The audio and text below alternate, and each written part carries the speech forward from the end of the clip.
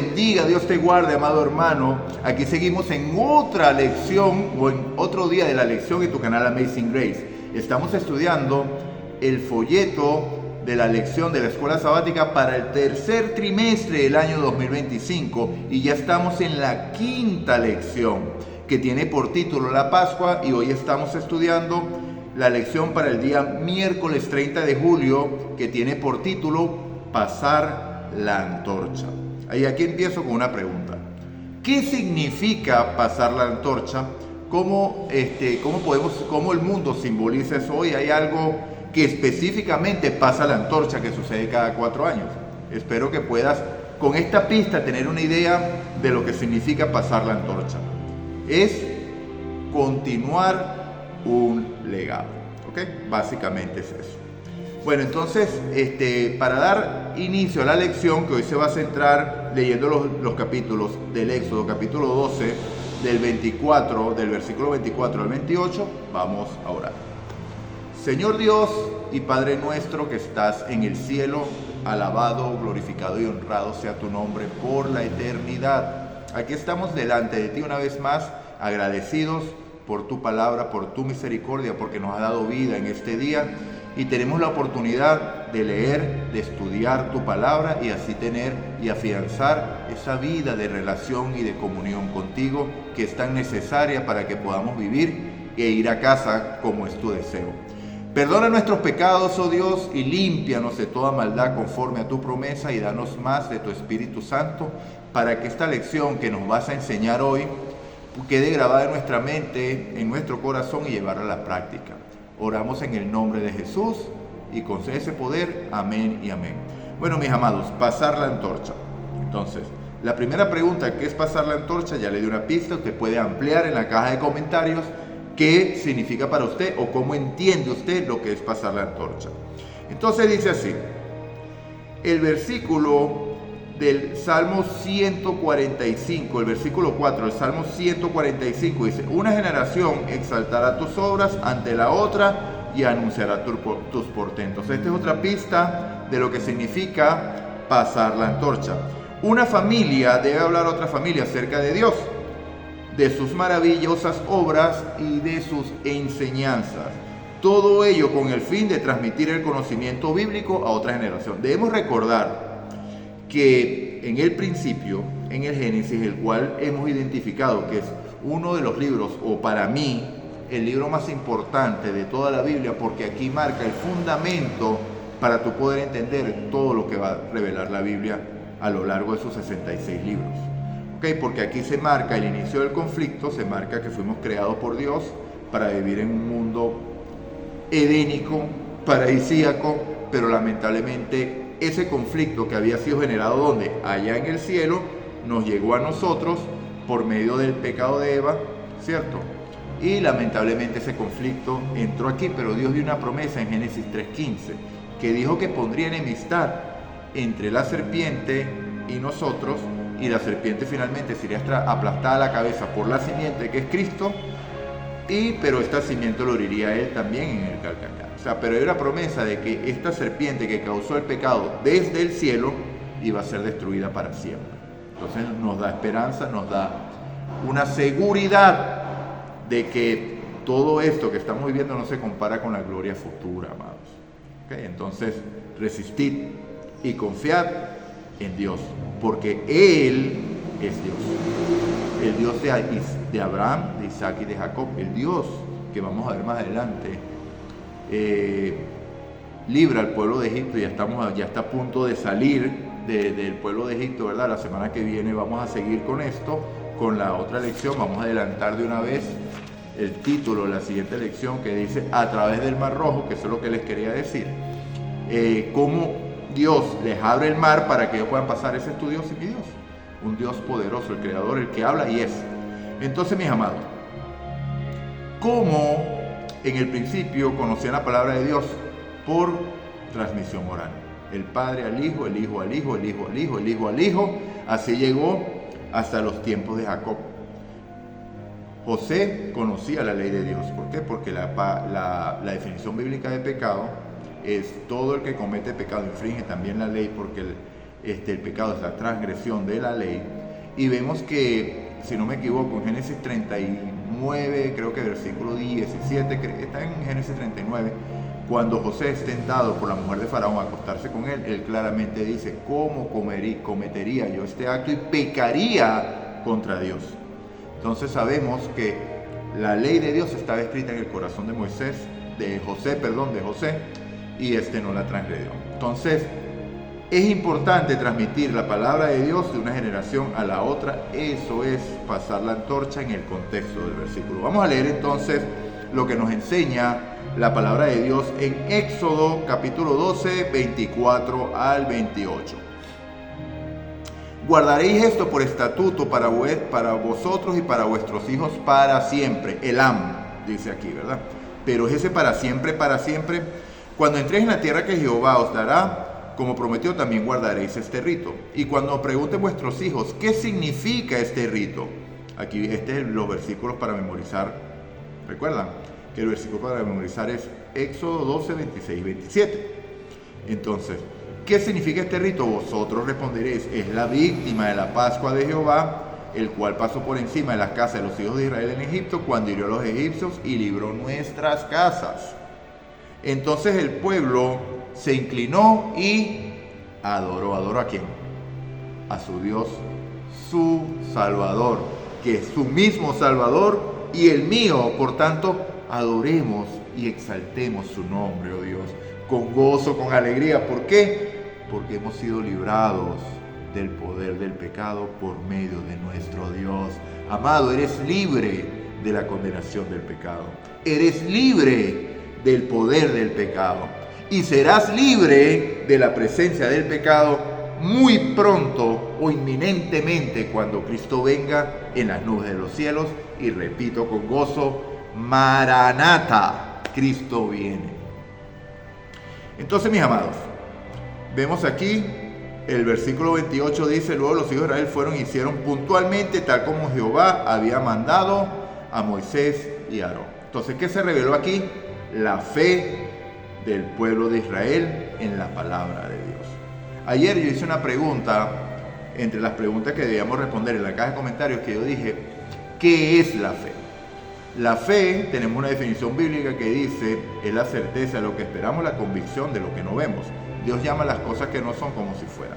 Entonces, ¿qué es la fe? Básicamente es creer a la palabra de Dios. Creer fielmente a la palabra de Dios. Saber que si Dios lo dijo, ya es. Los voy a librar de Egipto, vamos a salir de Egipto. Los libré de Egipto, salimos de Egipto. Fueron bautizados en la muerte y en la resurrección de Cristo, por lo tanto no vas a servir más al pecado. Es una realidad, amado.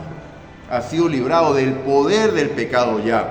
No solamente ha sido imputado de la justicia de Cristo, sino que ha sido impartida su justicia en ti para que puedas vivir como Él vive.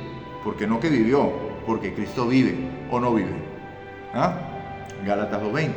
Y ya no vivo yo, sino que Cristo vive en mí, y lo que vivo en la carne, lo vivo en la fe de aquel que dio su vida y se ofreció por mí. La gloria sea de Dios. Maravilloso, Padre. Eso es fe, eso es la fe. Saber que la palabra de Dios es cierta, que las promesas que están en la Biblia, que son más de 3.600 promesas, son una realidad en tu vida y en la mía. Ojo, o oye, no estoy diciendo serán una realidad, estoy diciendo son una realidad porque ya Dios lo prometió. Y si Dios lo dijo, ya es. Entonces, mis amados, los padres eran los primeros maestros en Israel y debían contar la historia del Éxodo.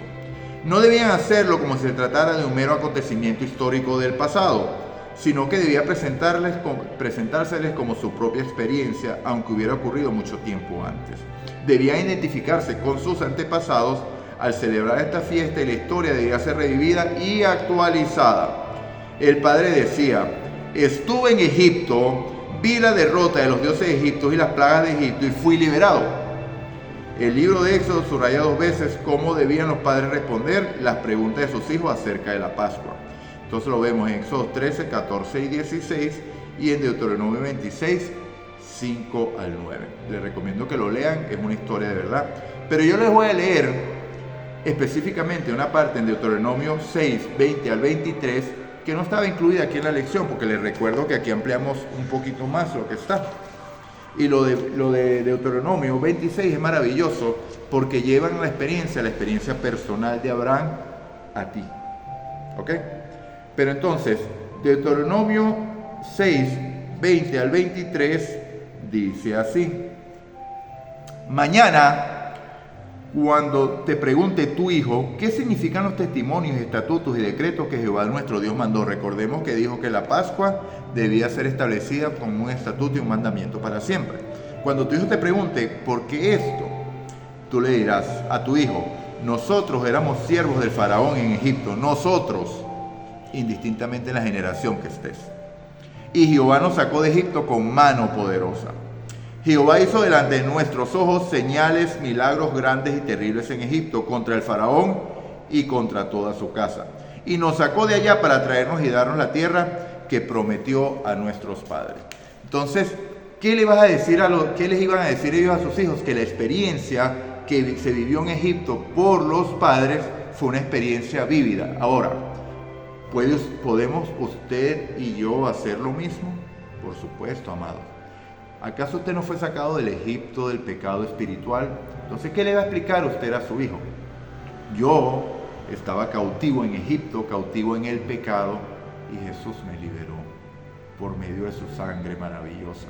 Y eso lo conmemoro cada vez que realizamos la cena del Señor en nuestra iglesia, que en nuestro caso como adventistas del séptimo día tenemos una práctica que la hacemos cada 3 meses, pero eso se puede hacer semanalmente, quincenalmente, mensualmente, porque debemos entender qué simboliza. Cada vez que comamos este pan y bebamos este vino, la muerte del Señor anunciáis hasta su venida. ¿Qué significa? Que somos salvos en Cristo y estamos esperando que Él vuelva para irnos a casa. Es lo que simbolizaba esta Pascua, que habían sido esclavos en Egipto y habían sido liberados. Y se debería representar como una experiencia viva. Represente el gozo de la salvación, mi amado, porque hemos sido salvados en Cristo por su gracia. Lo creemos porque tenemos fe.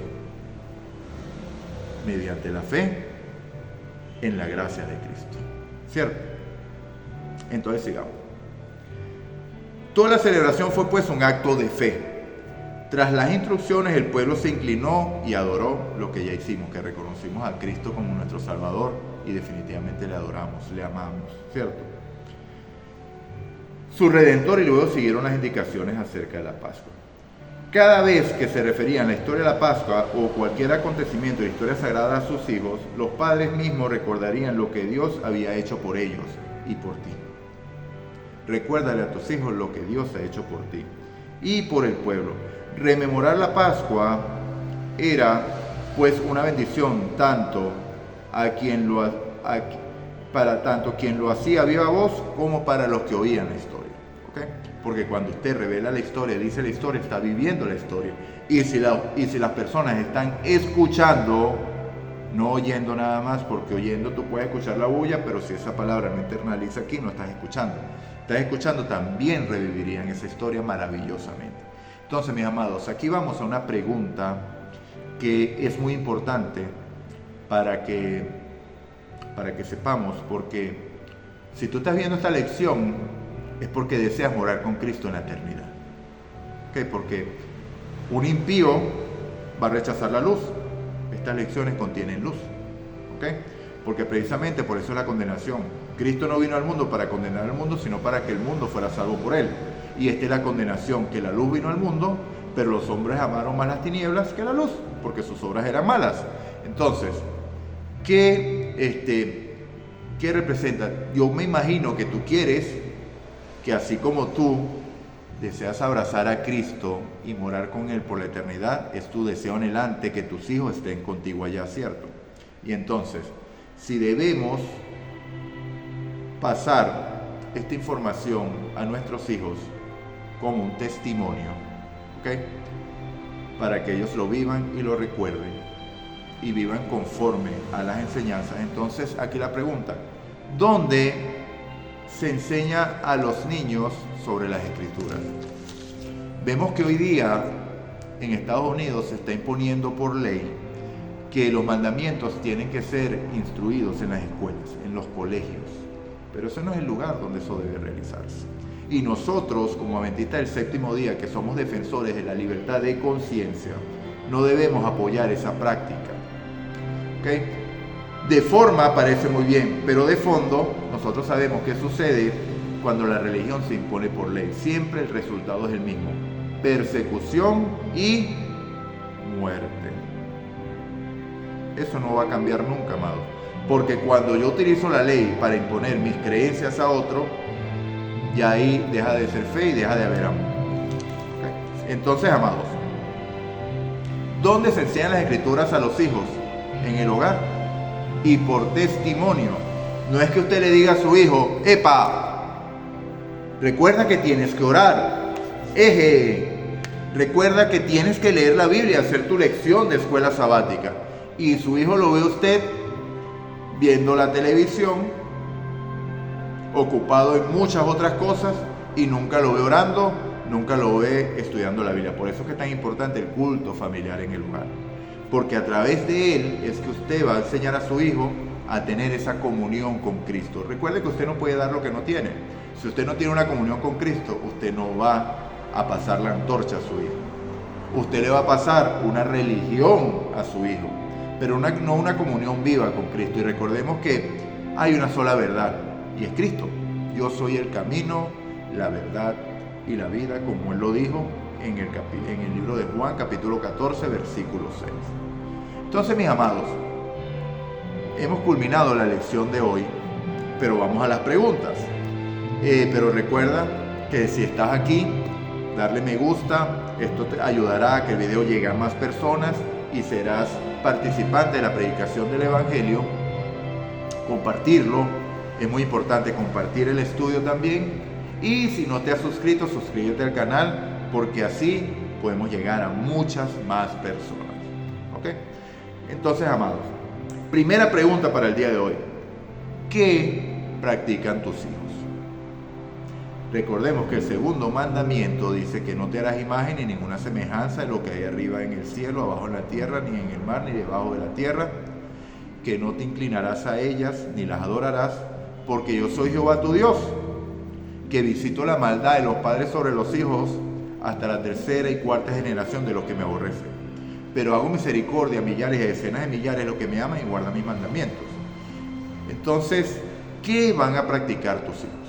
O sea, ¿significa acaso ese mandamiento que los hijos van a ser castigados por tu pecado? Absolutamente no.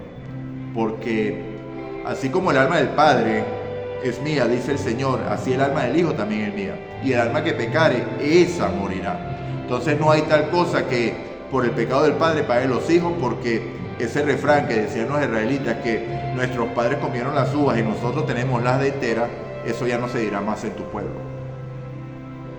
Ya se sabrá la verdad de que cada quien muere por su pecado. Entonces, ¿qué practicarán tus hijos? Segunda pregunta: ¿qué se celebra en lugar de la Pascua hoy? Bueno, eso ya lo respondí cuando estábamos en la lección, pero esta celebración de la Pascua como tal, que los judíos lo celebran, ¿verdad? Cada año, el día 14 de Aviv, si no me equivoco, que es el primer mes del año para ellos, lo siguen haciendo porque es para sus generaciones, pero sabemos que esto era un rito o una fiesta que estaba establecida hasta la venida de Cristo, porque leímos ayer en 1 Corintios 5:7, que Cristo es nuestra Pascua. ¿Okay? Pero aún hoy conmemoramos eso, y esto es algo que se va a conmemorar por la eternidad, amados. ¿Por qué? Porque ya no celebramos la Pascua sacrificando un cordero, machando los dinteles con la sangre, porque ya la sangre de Cristo fue derramada, como ya dije, pero hoy nosotros celebramos un rito que simboliza la muerte del Señor y el nuevo pacto, que es que comemos el pan y la sangre de Cristo. ¿Okay? Pan sin levadura y la sangre representada en el vino de Cristo, que es la sangre del nuevo pacto. Nuevo pacto y antiguo pacto lo vamos a estudiar más adelante cuando estudiemos el Sinaí. Pero le aseguro que el nuevo pacto y antiguo pacto no es lo que usted cree que es. No es una dispensación de tiempo que hasta el tiempo de los israelitas eran salvos por la ley y ahora somos salvos por gracia, por la sangre de Cristo. No, no es eso. Pero aguante más adelante, si quiere adelantarse a eso, estudie el estudio aquí o vea el video que está en el canal que se llama El Pacto Eterno. Está aquí en su canal Amazing Grace y va a tener un adelanto de ello ya. ¿Ok?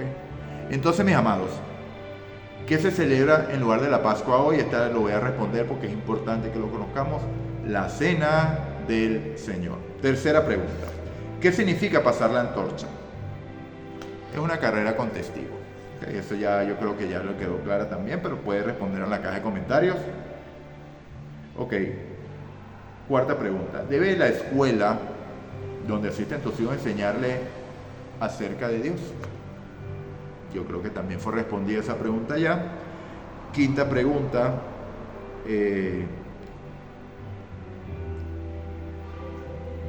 Vemos que era por estatuto perpetuo que ellos leyeran Deuteronomio 6:20 al 23 o Deuteronomio 26, 5 al 9, en el cual decían que en el 26, 5 al 9 básicamente decía que nuestro padre, un arameo que salió de su tierra y entonces llegó a Egipto, en el cual prosperaron, después fueron esclavizados por Faraón y nosotros fuimos esclavos allí, dando la experiencia de Israel a manera personal, sin importar en la generación que estuvieran, que eso es leído por los israelitas hoy, 2025, lo leyeron en abril. Pero sin embargo le pregunto, entonces fueron liberados por el poder de Dios y todo esto, pero ¿de verdad quedó esa palabra en la mente de ellos? ¿Será que ellos podían entender y habían internalizado esa idea? Yo definitivamente creo que no.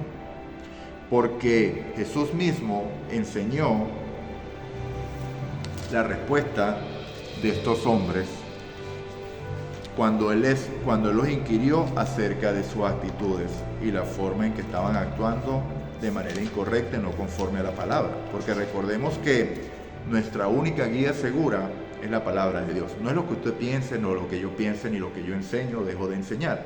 Es la palabra de Dios. Estos estudios lo deben llevar usted a la palabra para que usted confirme y amplíe su conocimiento de Dios con una mayor comunión con Él. Entonces, fíjense, ellos decían que recordaban que habían sido esclavos en Egipto, que habían sido esclavizados y sometidos a duras tareas allí.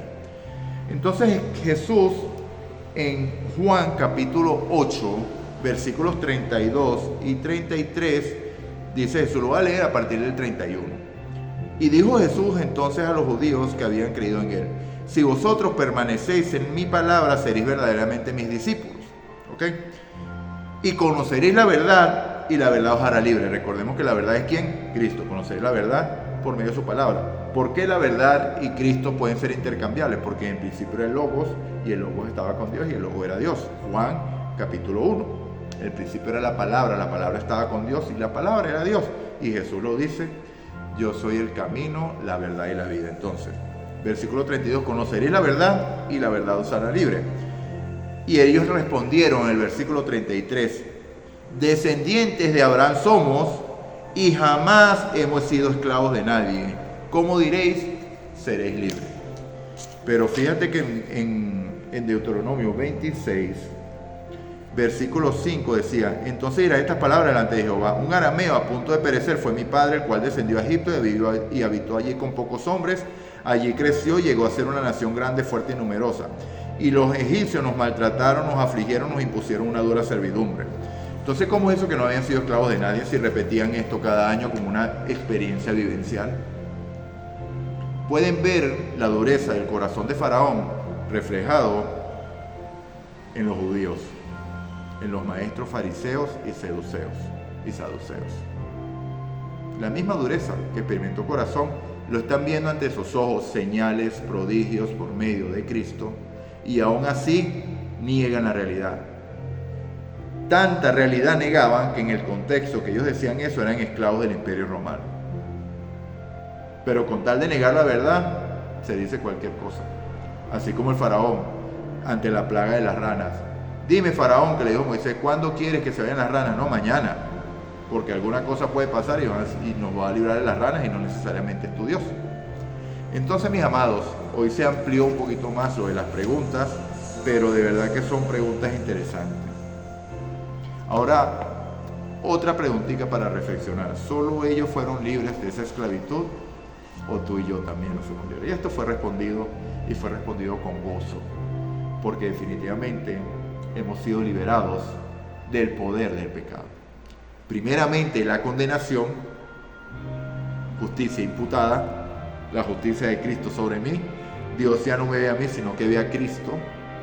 Pero también la justicia impartida, que es que el poder del pecado ya no existe en mí. ¿Por qué? Porque fui bautizado en la muerte y resurrección de Cristo. Gloria a Dios, amados, de que fuimos liberados del poder del pecado y de la muerte. Hoy estamos libres de la condenación y libres del poder del pecado por la gracia maravillosa de Cristo, que salva y transforma. Amazing Grace. Si escuchas hoy su voz, no endurezcáis tu corazón como en la provocación. No respondas como Faraón, no respondas como los judíos. Abre tu corazón a Cristo y entrégale tu corazón a Él. Si hay una persona aquí que desea entregar su corazón a Cristo, puede contactarme y yo le ayudaría a contactar una iglesia adventista en cualquier lugar del mundo donde esté para que entregue su corazón a Él. Okay. Y bueno, si tienen peticiones de oraciones también, yo estaría aquí orando por ustedes. Entonces, mis amados, recuerda, me gusta para que este video llegue a más personas, comparte para que tú directamente participes en la predicación del Evangelio, porque si le das me gusta, YouTube va a proponer el video a más personas, pero si lo compartes, lo harás tú directamente, eres tú predicando el Evangelio. Entonces por eso te animo a que lo hagas, porque recuerda que es una tarea que nos dejó Dios, un mandato que nos dejó Jesús, por tanto ir y hacer discípulos a todas las naciones. Pero lo hacemos por gozo, porque nos da dolor que los impíos se pierdan sin conocer esta gracia que usted y yo recibimos. De gracia recibimos, aquí estoy yo dándoles de gracia lo que el Señor me ha dado. ¿Okay? Y finalmente, si no estás suscrito al canal Amazing Grace, suscríbete para que recibas estos videos cada día. Dios te bendiga, Dios te guarde, amado. Vamos a orar para cerrar. Oh Señor Dios y Padre nuestro que estás en el cielo, aquí estamos delante de ti y te agradecemos una vez más por tu gracia, por tu amor, por tu cuidado, por la conducción que has dado a nuestras vidas, cómo llegaste a nuestras vidas cuando estábamos perdidos en delitos y pecados y cómo nos salvaste por medio de esa sangre maravillosa, oh Dios. Perdónanos, oh Dios, porque te causamos sufrimiento. Por medio de mi pecado, tú tuviste que morir en esa cruz. Pero lo hiciste por amor a mí, Señor, por amor a ti, por amor a cada uno de los hermanos que están viendo este video. Así que clamamos a ti que tu Santo Espíritu nos siga guiando, nos siga mostrando el camino de regreso a casa, de regreso a Canaán. Gracias te damos, oh Dios, y esto lo decimos en el nombre de Jesús. Amén y amén. Recuerda, si escuchas hoy su voz, no endurezcas tu corazón como en la provocación, no seas como Faraón. Y finalmente digo, Maranata, pronto a casa. Dios te bendiga, Dios te guarde.